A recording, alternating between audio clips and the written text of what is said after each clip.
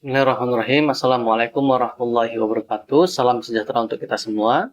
Baik, pada pertemuan kali ini kita akan membahas topik tentang manajemen sumber daya manusia atau Human Resource Management.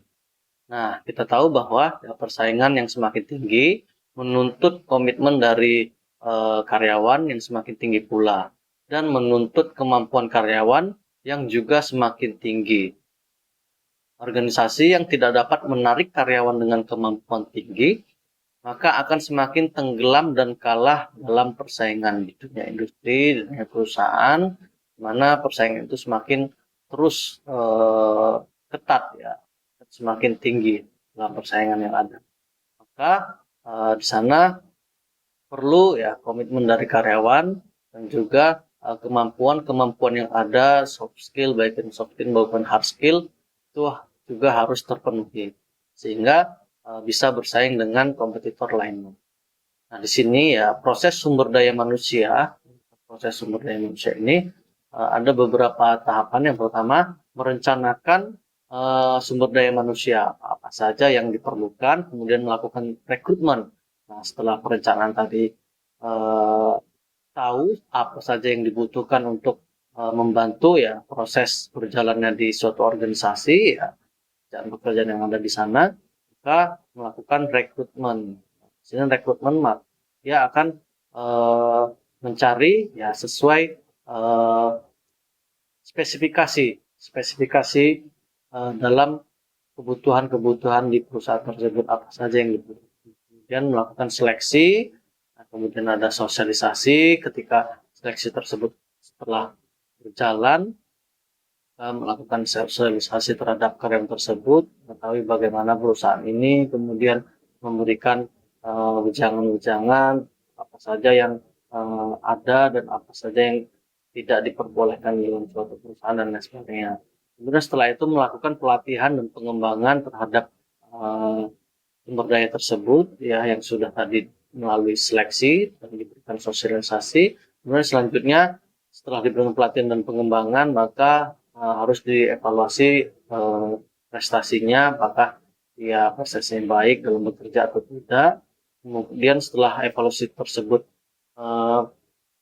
dapat hasilnya, maka bisa saja dia bisa dipromosikan atau investor ataupun demosi dan atau malah diberhentikan kerjanya karena prestasinya tidak baik ataupun buruk. Kemudian kita lanjut, di sini ada perencanaan sumber daya manusia, bagaimana sumber daya itu direncanakan. Yang pertama menganalisis, ya, bagaimana kita menganalisis apa saja kebutuhan sumber daya manusia yang ada dalam suatu perusahaan tersebut. Karena di sini situasi ketenagakerjaan organisasi saat ini, ya, apa saja situasi sumber daya atau ketenagakerjaan dalam suatu organisasi tersebut, apakah dibutuhkan atau tidak.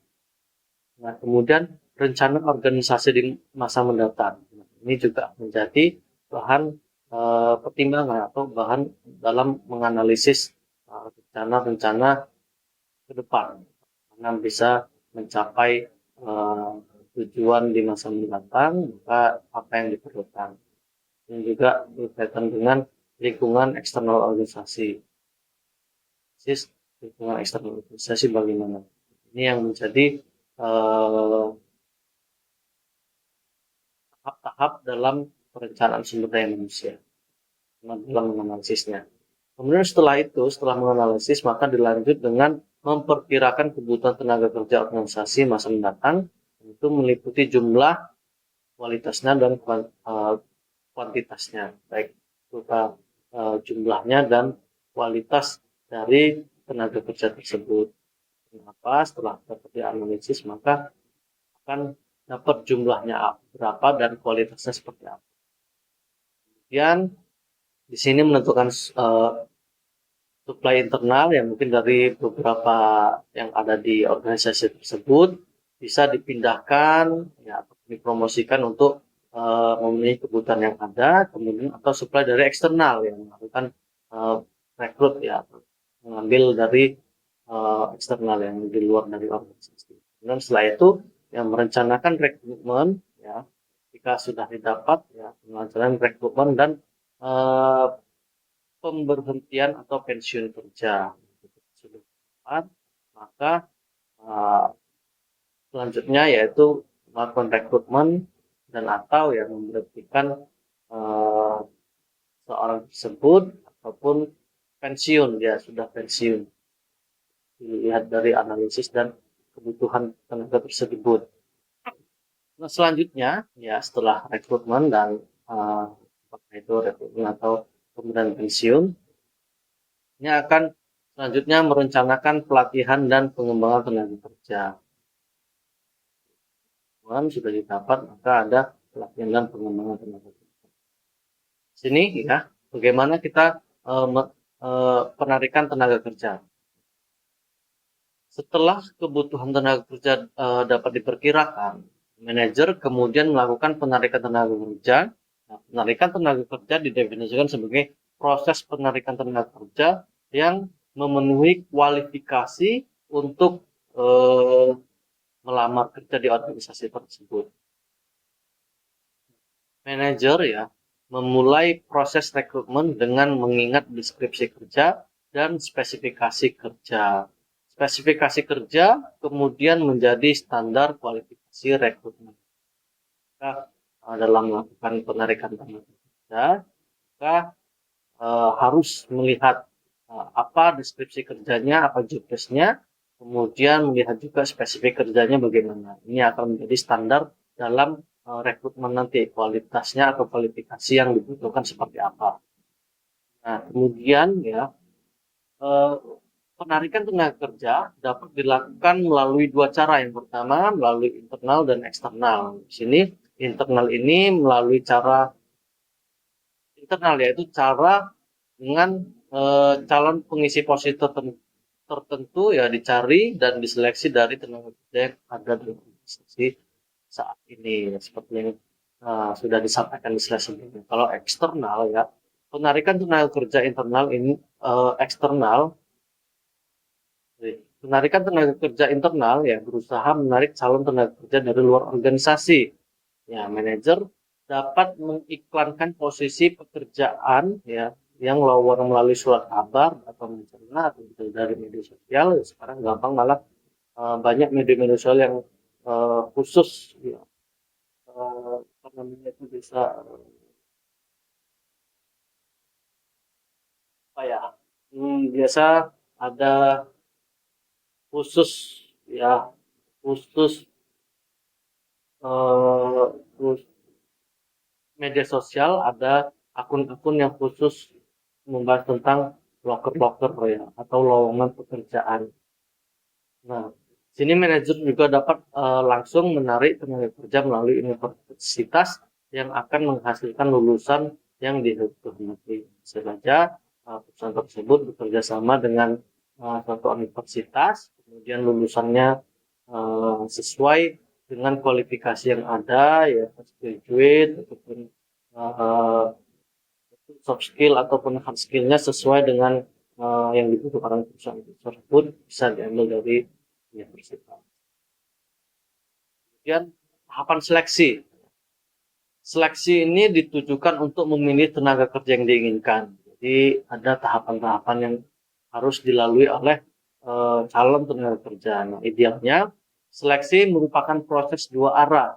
Nah, organisasi menawarkan posisi kerja dengan umumnya, sedangkan calon tenaga kerja mengevaluasi organisasi dan daya tarik posisi serta imbalan yang ditawarkan. Sini apakah organisasi tersebut menerima calon tenaga kerja tersebut ya dengan imbalannya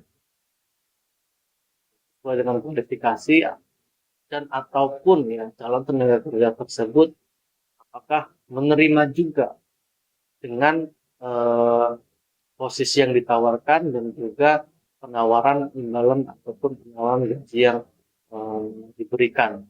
Ini idealnya seleksi ini ada dua arah, prosesnya dua arah. Dan selanjutnya masuk pada proses seleksi. Bagaimana seleksi itu dilakukan? Yang pertama, lamaran kerja. Perusahaan itu eh, perusahaan mengiklankan lowongan kerja yang ada di perusahaan tersebut, apa saja yang dibutuhkan, di posisi mana saja. Kemudian ada wawancara awal ketika sudah masuk ya pelamar-pelamar yang ada yang dibutuhkan tersebut. Sebelumnya diseleksi dulu apakah ini sesuai dengan kualifikasi atau tidak. Ya, biasa dari seleksi administrasi misalnya. Ya, dokumen-dokumennya sudah sesuai, maka ada tahap wawancara awal. Wawancara awal bisa menanyakan apa-apa saja yang dasar yang perlu ada di diri calon tersebut. Kemudian selanjutnya melakukan tes kemampuannya, apakah dia bisa mengerjakan pekerjaan yang dibutuhkan atau tidak. Kemudian selanjutnya mengevaluasi latar belakang calon pekerja, dievaluasi apakah calon pekerja ini latar belakangnya seperti apa, apakah akan berdampak buruk di kemudian hari ketika latar belakangnya seperti ini dan sebagainya.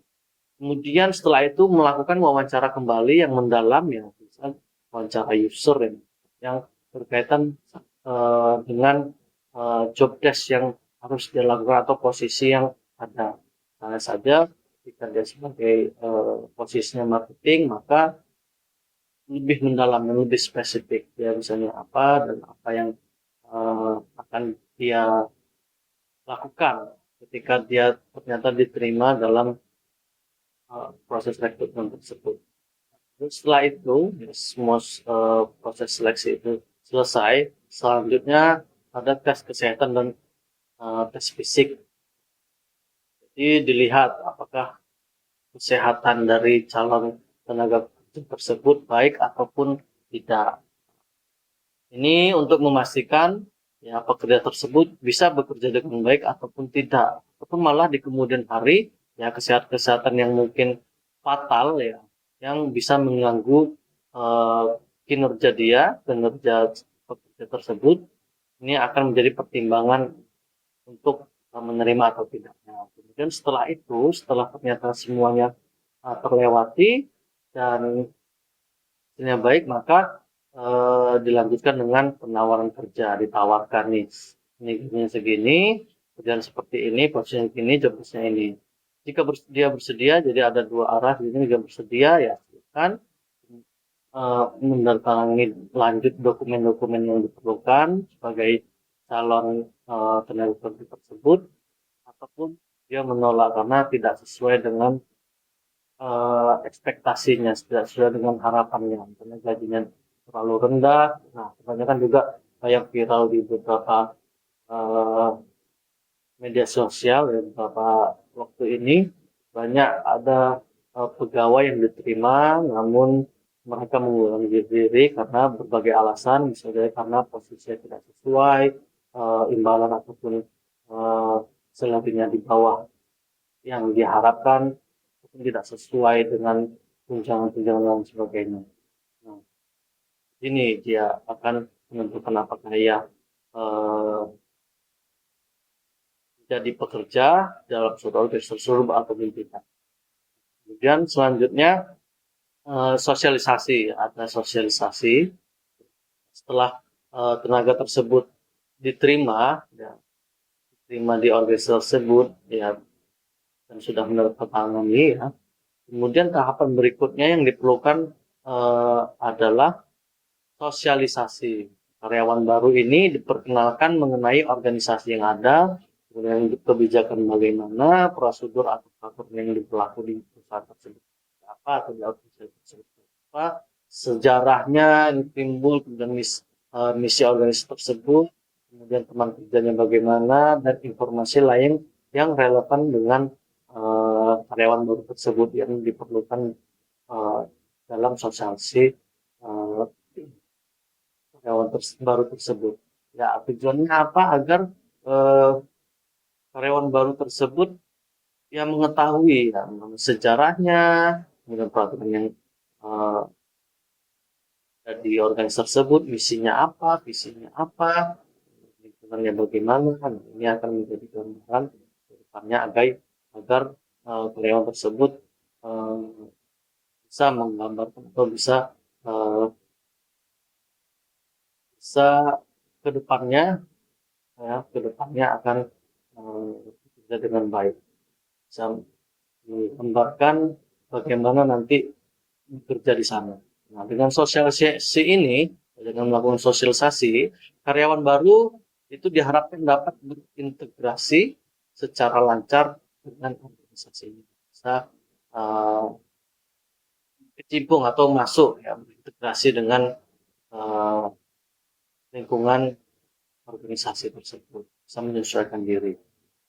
Nah, selanjutnya melakukan pelatihan dan pengembangan.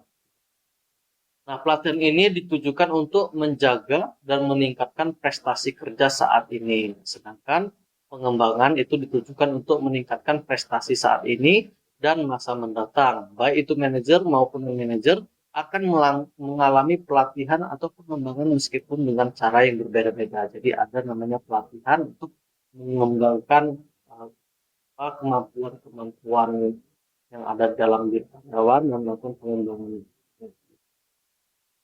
Nah, kemudian kita masuk pada bagian langkah-langkah dalam pelatihan dan pengembangan. Nah, di sini yang pertama menganalisis kebutuhan pelatihan, apa saja yang dibutuhkan. Bisa saja ya pimpinan atau manajer itu menanyakan langsung kepada karyawan atau kepada bawahannya apa yang diperlukan untuk meningkatkan pekerjaan yang ada, ataupun ya dalam diri manajer sendiri yang menganalisis kebutuhan pelatihan yang harus didapat oleh karyawan agar menunjang proses kerja itu menjadi lebih baik karena sudah dilakukan oleh pelatihan, sudah dilatih karyawan. Kemudian setelah ditentukan ya kebutuhannya apa sudah didapat, maka selanjutnya menentukan tujuan pelatihan, tujuannya untuk apa pelatihan ini. Setelah tujuan tersebut didapat, maka selanjutnya merencanakan dan mengembangkan program pelatihan. Tujuannya apa ya?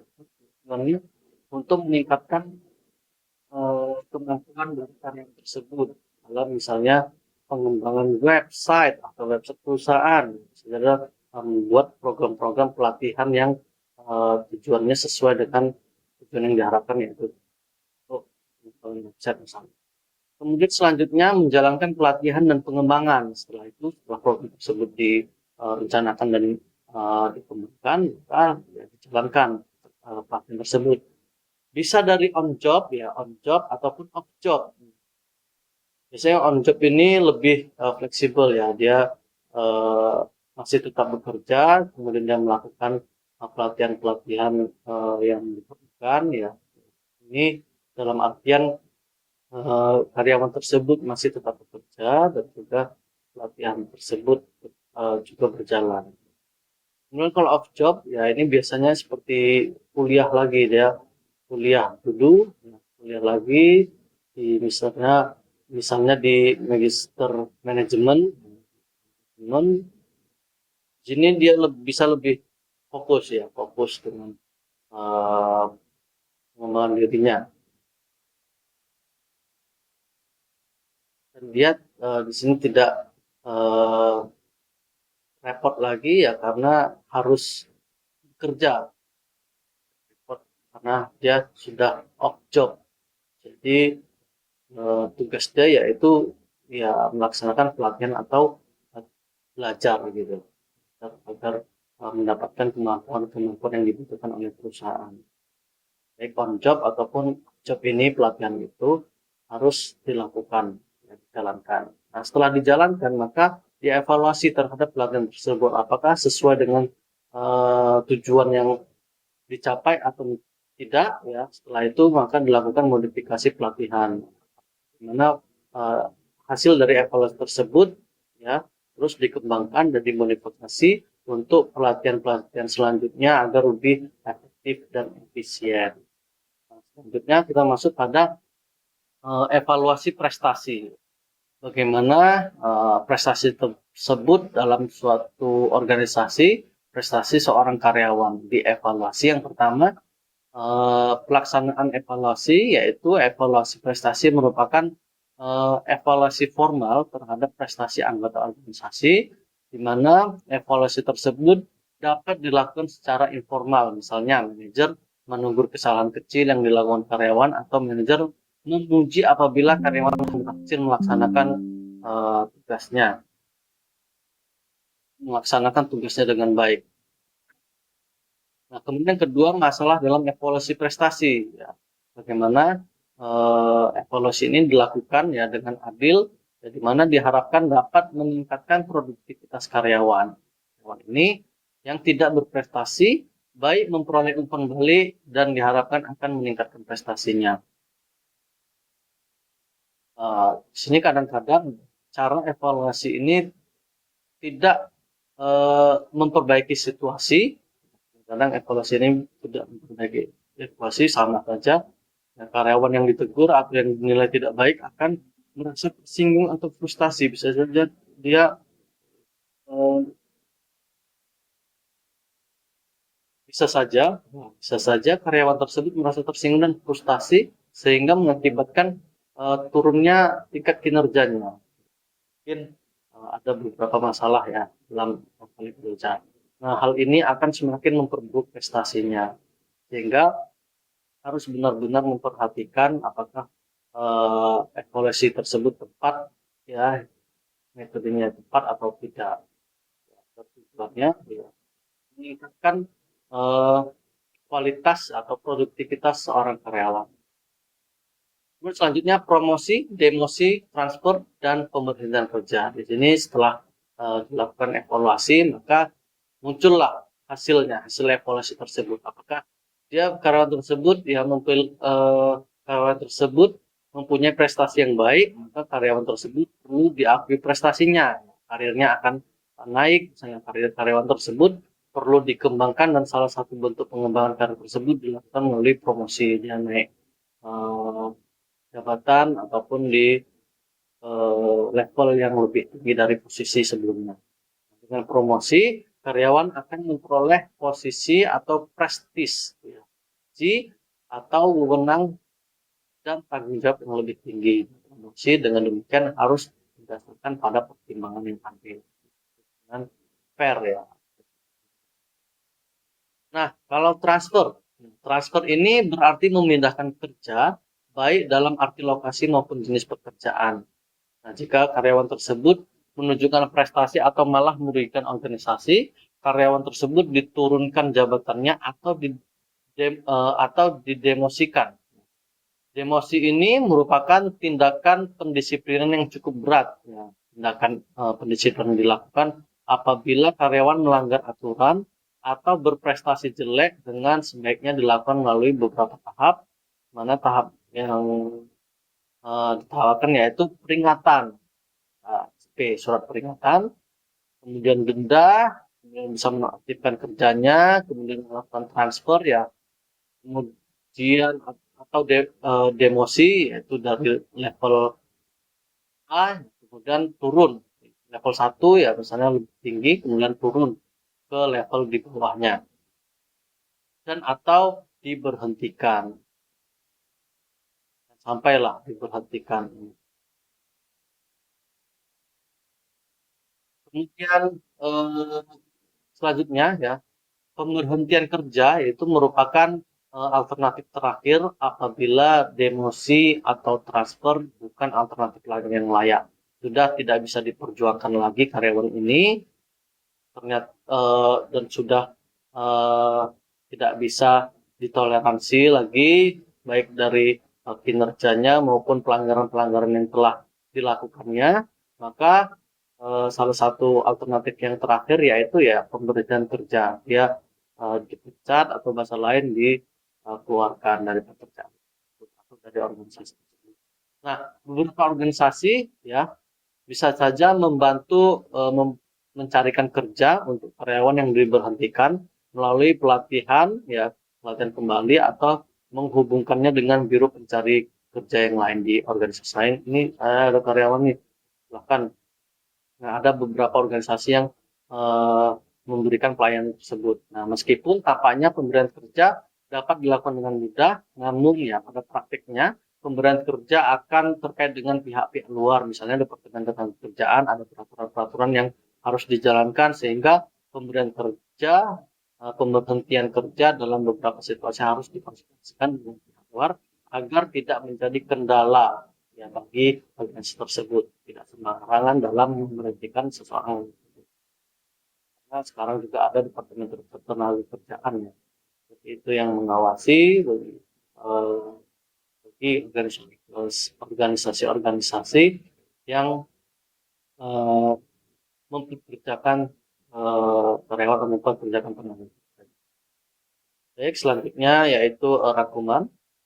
Ini bisa kita lihat ya, dimana proses manajemen sumber daya ini dimulai dari perencanaan SDM-nya, penarikan, seleksi, sosialisasi, pelatihan dan pengembangan, serta evaluasi prestasi.